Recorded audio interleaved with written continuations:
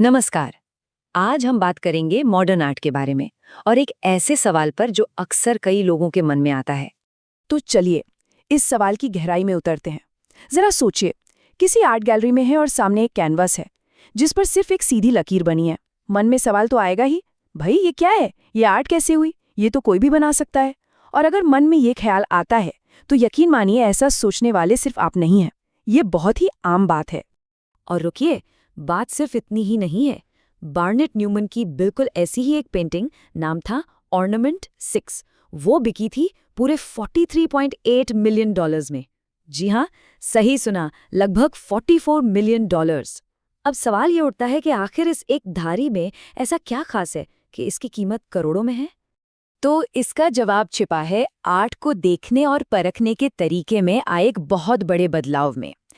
हम दरअसल एक ऐसे दौर में आ गए हैं जहां आर्ट को बनाने का तरीका उतना मायने नहीं रखता जितना उसके पीछे का मकसद या क्यों रखता है। तो सबसे जरूरी बात यही है समझने वाली। देखिए, पहले क्या होता था, किसी भी आर्ट की वैल्यू कलाकार के हुनर, उसकी टेक्निकल स्किल पर तय होती थी। मतलब वो कितनी सफाई से कितनी असली दिखने वाली कोई चीज बना सकता है। पर अब मॉडर्न आर्ट में ये पूरा फोकस स्किल से हटकर आइडिया पर आ गया है, यानी कॉन्सेप्ट पर।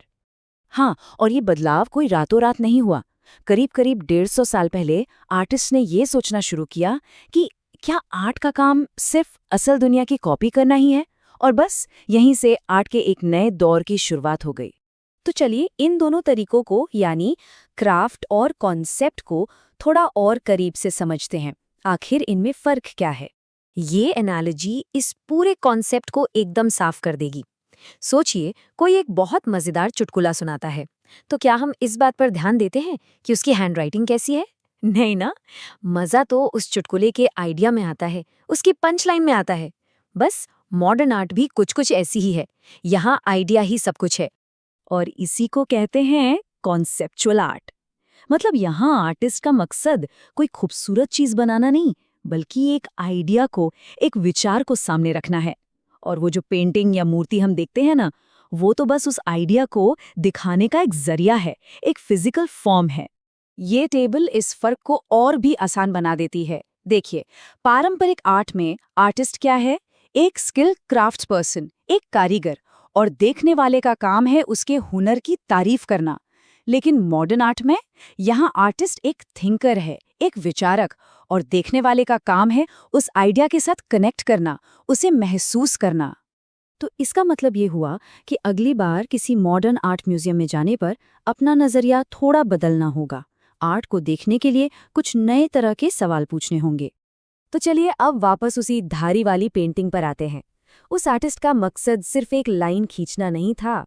नहीं, उसका आइडिया ये था कि देखने वाले को सिर्फ एक रंग का बिल्कुल प्योर, बिना किसी डिस्ट्रैक्शन के एक पावरफुल एक्सपीरियंस मिले।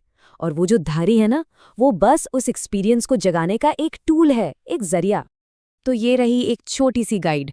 पेंटिंग को देखकर ये पूछने के बजाय कि मैं ये क्या देख रहा हूँ, खुद से ये पूछिए, इसे देखकर मुझे कैसा महसूस हो रहा है? क्या सुकून मिल रहा है या कोई बेचैनी हो रही है? क्योंकि अक्सर वो एहसास ही उस आर्ट का असली मकसद होता है। और आखिर में ये एक सवाल हम सबके सोचने के लिए है कि ऐसा कौन सा आइडिया हो सकता है जो इतना पावरफुल हो कि उसे दुनिया देखने का हमारा नजरिया बदलने के लिए किसी परफेक्ट कारीगरी की जरूरत ही ना पड़े।